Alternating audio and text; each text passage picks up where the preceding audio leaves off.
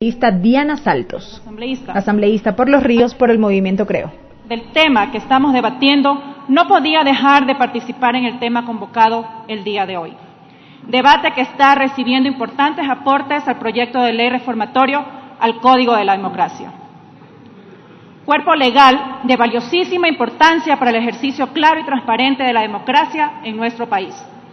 Antes de referirme a los temas del proyecto, quiero expresar ante ustedes que como asambleístas debemos crear normas diáfanas para que se eviten cualquier tipo de interpretaciones que pretendan hacer quienes deben cumplirla.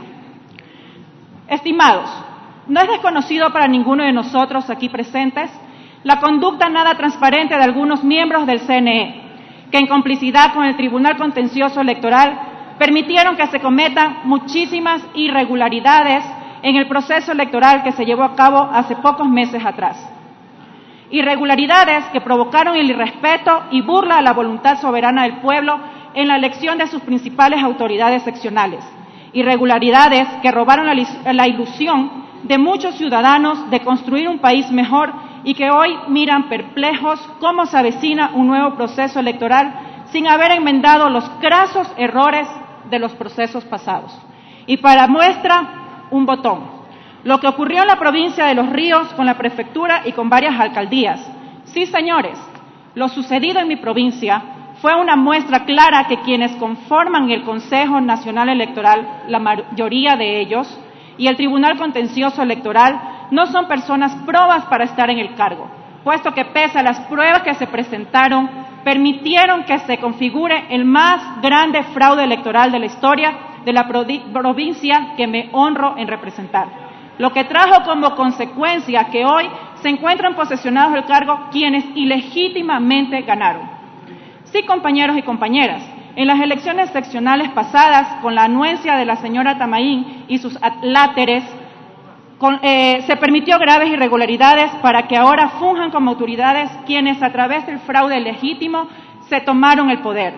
No me da temor decirlo, no señores, porque es mi deber como ciudadana riocense denunciar este mal accionar de los integrantes del Consejo Nacional Electoral, a través de su presidenta, quien se hizo la desentendida y jamás dio paso a las peticiones con pruebas que demostraran las claras y graves irregularidades que se dieron en las juntas electorales de mi provincia.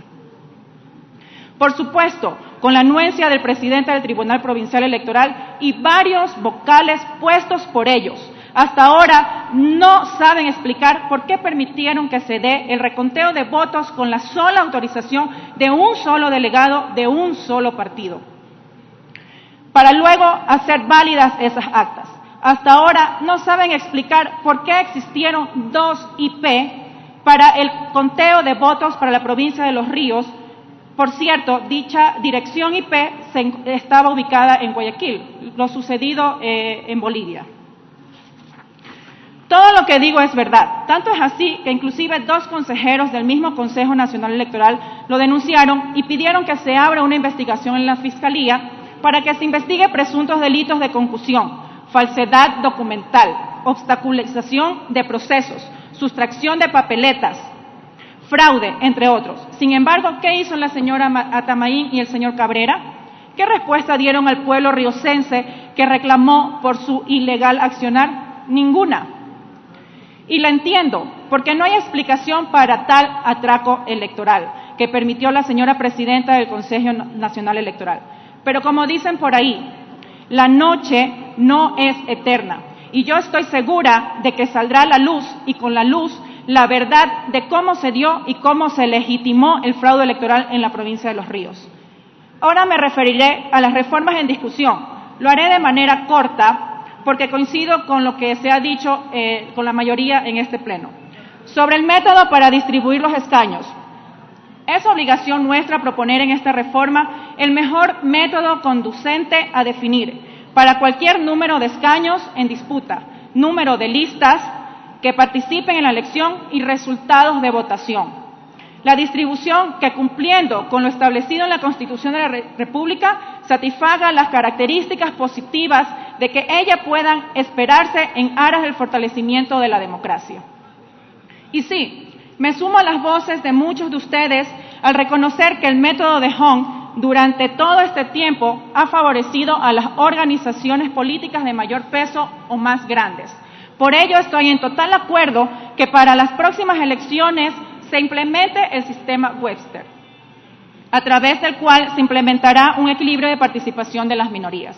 Sobre el control del gasto electoral, es necesario reforzar el control del gasto electoral y es aún más imprescindible crear los mecanismos para que exista una verdadera fiscalización de los pagos para propaganda en prensa, radio, televisión, vallas, entre otros.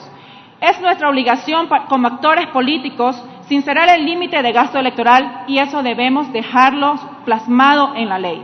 Considero además necesario que no debe existir ya el llamado Fondo de Promoción Electoral, cuya distribución siempre se llevan los partidos o movimientos de más fuerza política, por ende con más poder político, económico.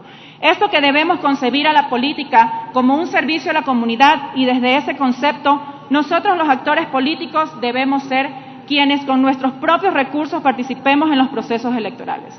Ese dinero debe ser invertido en otros temas de mayor relevancia como salud, educación, vivienda, etcétera. Sobre la participación de las mujeres en los procesos electorales.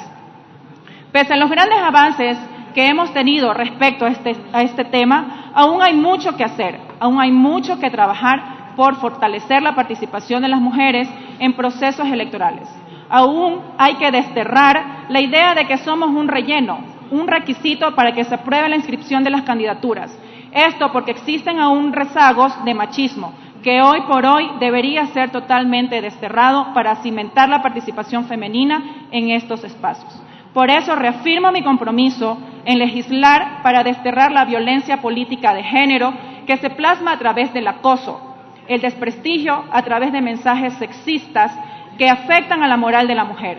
Es hora de hacer política de manera correcta, respetando la diferencia de criterios y sobre todo respetando la condición de mujer.